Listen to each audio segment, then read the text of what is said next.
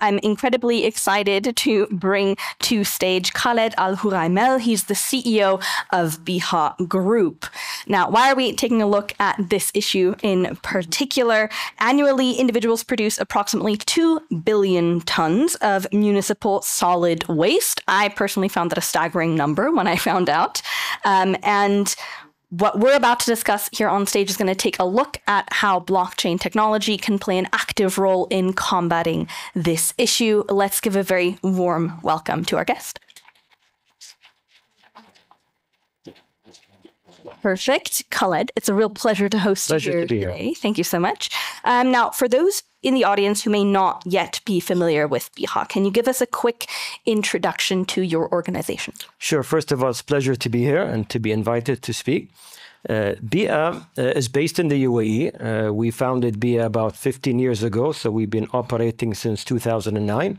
When we first started, we started as a small waste management company in the Emirate of Sharjah. Sharjah is the third largest emirate in the UAE. Since then, the company has evolved. We're very different today. We're an international holding group. We have over 13,000 staff. In the UAE, we're now the largest waste management company in the UAE. We've expanded into Saudi, into Egypt, but we've also diversified over the years. Other than waste management, we're also in energy. We've also invested in technology, digital. We have some ventures we've started. We're also in real estate, healthcare. So it's become a very diversified group, but starting with solving the problem of waste.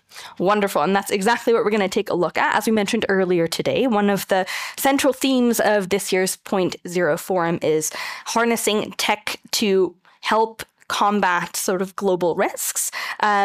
This certainly translates well into our discussion today. Now, you guys obviously confront a very specific risk on a daily basis, and that is the rising global waste crisis. I already quoted sort of some numbers in the beginning, but can you give us some context for this issue? Just how big is the problem? Sure. So as you mentioned, globally, there's about 2 million tons of municipal solid waste generated annually. If you look at our region in the GCC and the Gulf, we're probably the countries that generate the highest waste per capita.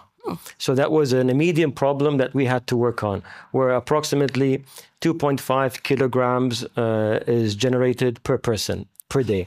So that was an immediate problem that we had to tackle. And what we did over the last 15 years is looking at it at a holistic approach. And over the years, we built a system, we built infrastructure. We now own and operate 12 different facilities that treats all the different types of waste, from municipal solid waste to industrial waste to tires, construction waste. And what we've been able to do over the 15 years and where we are based, to reach a diversion rate away from landfill of 90%. So only 10% goes to landfill, which is today the highest in the Middle East. Now, why is that? Why are we targeting zero waste to landfill? Within the waste management, let's say, industry, landfill contribute to 60% of greenhouse gas emissions.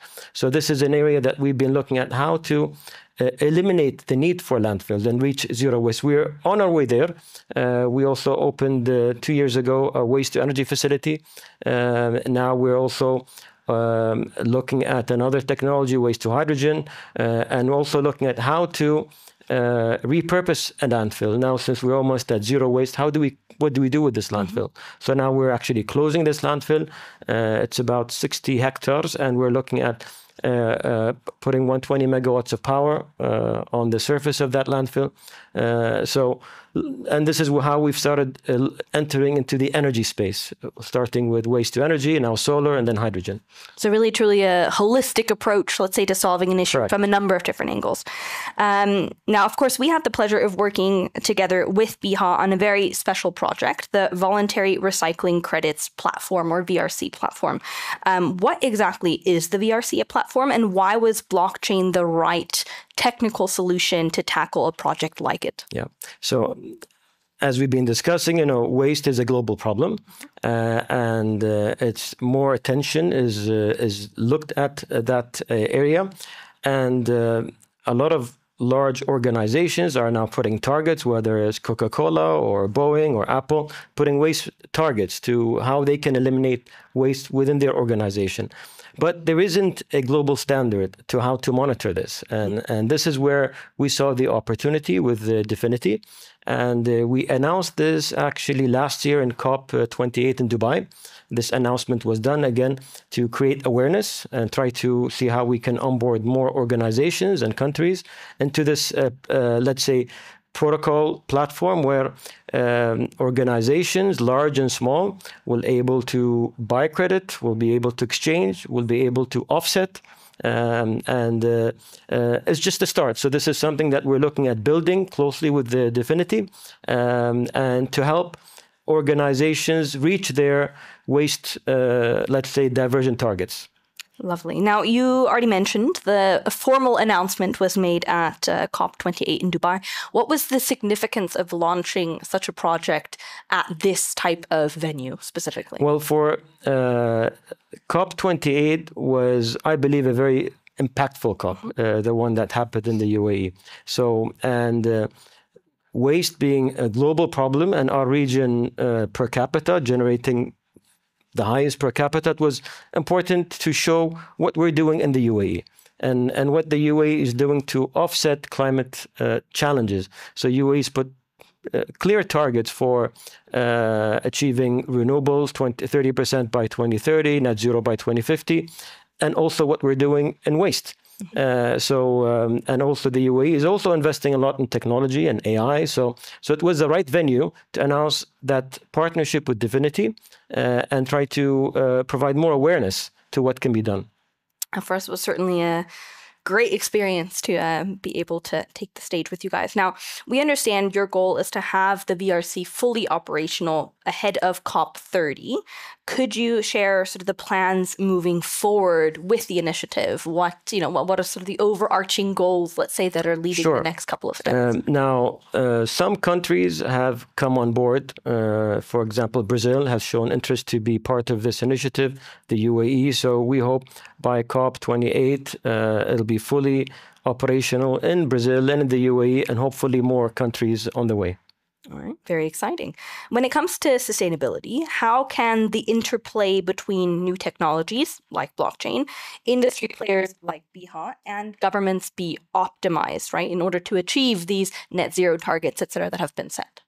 If you look at utilizing blockchain, one of the projects that we have done, we developed a project with one of our ventures called Smart Track, which is the track and trace of medicine. So looking at supply chain solution and using blockchain.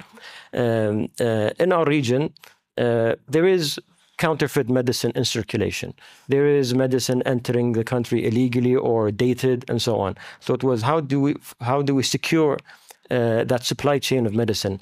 So we worked with the Ministry of Health in the UAE, and this went live last year. So in the UAE now, all medicine is tracked. So we know live what's in every pharmacy, what doctors are prescribing, if they are overprescribing, and if there's any medicine entering illegally or it's counterfeits, being able to be tracked. And this is one example of what we've done using blockchain. So this is our venture, Evotech. But also we've invested, now we're building a data center. So looking at the rise of AI, the rise of blockchain solution, there's going to be more need for data centers. But where we come in, it has to be a sustainable data center. So we're building now a 9-megawatt data center that will be powered from our waste-to-energy facility, 100%. So our waste-to-energy facility generates 30 megawatts of power. So that's more than enough to power this data center, which we will look at also expanding further. How do you, as sort of an organization looking beyond blockchain as a topic, stay agile when it comes to topics like innovation? What mechanisms do you have in place in order to help support innovation from, sort of both a bottom-up and a top-down approach? Sure. So now, as an organization, we've been focused on two pillars always, sustainability and digitalization, because we feel today to achieve your sustainability targets, you need to embrace technology. So we've been doing it almost in every business that we enter. I'll give you an example. Our headquarters. I recommend, if you guys have the chance, just to Google BEEAH headquarters. It was designed by the late Zaha Hadid, the last building she actually designed. It's one of the smartest and one of the most sustainable buildings in our region, one of the first buildings fully AI integrated. So that's an example of our HQ, how we've embedded technology and how we run our business. Other than that, when it comes to waste management, we were the first in the region to go for waste to energy. Now we're working on a new project. We'll be one of the first in the world at that scale, commercial scale, waste to hydrogen. So hydrogen is more and more being, the UAE wants to be a major producer of hydrogen. So we saw that opportunity and we worked with technology partners from the UK and Japan. And we built the first pilot plant last year in the UK. Now we're going ahead with a full-scale waste to hydrogen plant, where we're looking at the plant itself also being a fueling station for a fleet of hydrogen-powered waste collection trucks. So the same trucks that would bring the waste will get powered by the plant. So that's an example of how we've looked at innovation, and we continue to do it. We have also another area that we developed, another digital venture called ReLife. We want to facilitate the trading of recyclables. So we created an online marketplace where we've eliminated middlemen, and you bring in buyers and sellers to trade recyclables. So this creates more value for both parties. And we launched ReLife 2 years ago, and we're looking at making that a global also trading platform. And we've already opened office in India now, in Saudi, Egypt soon. So these are examples of how we've continued to look at innovation of technology to facilitate us reaching our target. So a big part of it, you would say, is also leading by example, right? Demonstrating how you can utilize different technological innovations in order to also streamline your own, operations, which is very exciting.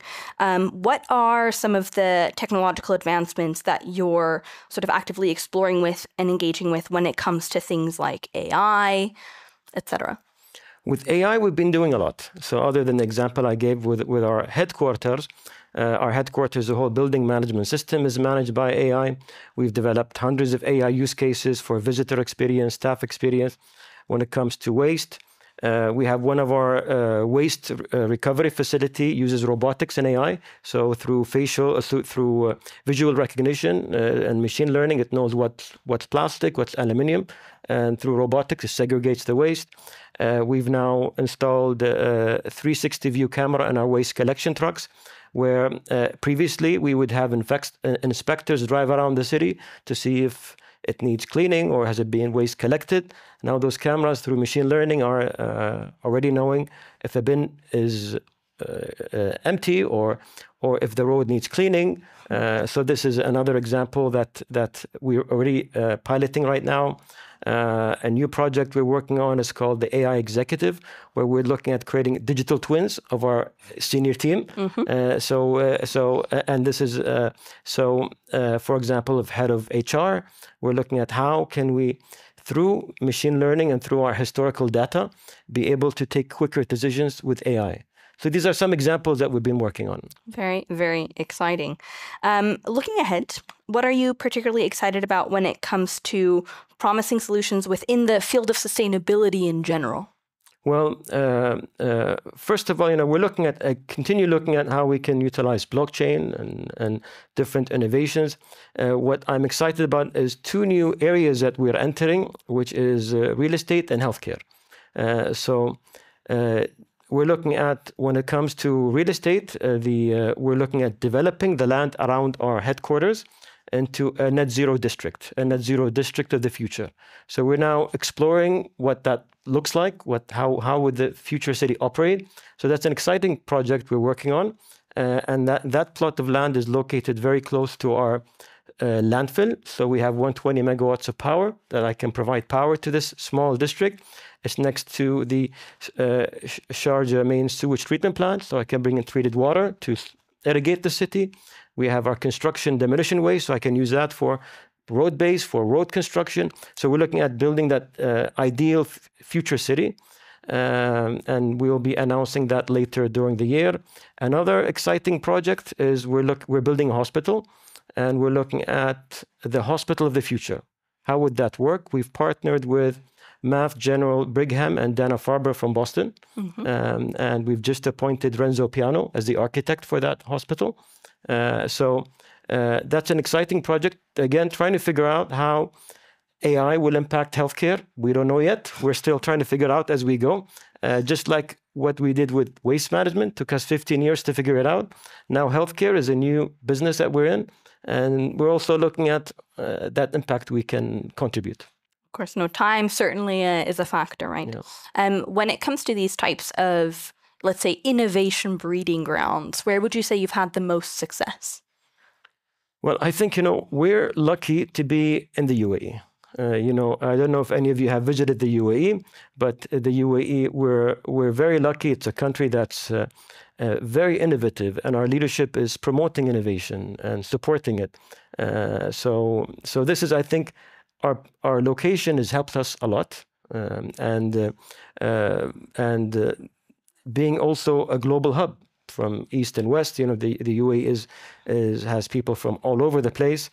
We have the busiest airport in the world today, which we happen to service in terms of waste management. But again, I think it's just the location makes such a big difference. This global hub of innovation, and I believe it's only going to be more and more the case. Now, as you're expanding globally, entering new regions, what's sort of the first, let's say the first couple of steps you do in order to familiarize yourself with that market, to build up strategic relationships and get to know, sort of the landscape? So the two, we went international about 3 years ago, into Saudi and Egypt at the same time. The biggest challenge we had, actually, it was right at the start of COVID. So we won a contract in the holy city of Medina. It's one of the holiest sites in Islam, and we had to mobilize 3,000 staff during COVID. And at that time, Saudi Arabia decided to close the border, specifically with the UAE, because we had the most COVID cases. So how can I mobilize 3,000 staff during that? Well, I'm not allowed to enter that country. So that was a big challenge, but we figured it out. We had to take groups of people to, I think, Oman and Bahrain, get them 2 weeks, what was it called that time? I'm not sure. Quarantine. Yeah, they had to be quarantined for 2 weeks and then enter Saudi. So we figured it out. But these are the challenges you face. But these are two big markets. As I said, in the UAE, in waste management, we've already are the largest. There's not much growth in waste management. That's why we diversified into technology, real estate, healthcare. But globally, we're looking at pursuing waste management, taking what we've learned in the UAE into Saudi and Egypt. And over these years now, we've formed partnerships. So in Saudi now, we have a partnership with the PIF for a waste management company. In Egypt, the same thing. We entered the country through a contract where we were servicing the largest new development, their new capital. It's called the new admin capital. Recently now we formed that into a joint venture with the government. So we're there now long term, so we can invest more in that country. All right. Now, to close us out, obviously, again, you've built up a track record of almost 2 decades in this industry. How do you feel like the dialogue or the reception around sustainability has changed, both, amongst government and regulators, but also amongst the enterprise space? Well, I think now it's when we first started almost 20 years ago, not the awareness was not there, whether public or private, in our region. But today it's very much so, and it's very much driven for our region to try to catch up and lead. So that's, I think, an advantage we have now in our region, whether it's Saudi, the UAE, Egypt. You see a lot of momentum and a lot of investment going into the sector now. You can tell that there's buy-in and definitely, and I think to make things in COP28 showed the world what the plans are for the UAE in this area. All right, maybe to close us out now formally, what is sort of your big hope that you're hoping to see by COP30? Well, we're very excited with our partnership with DFINITY and launching the VRC and scaling that. Also exploring what more we can do with DFINITY and other sectors as we now diversify. So we're very excited in the partnership with DFINITY. All right. Very exciting. All right. Thank you so much. Thank Let's you. give Khaled a hand. It's been a real pleasure. Thank you. Perfect. Thank you.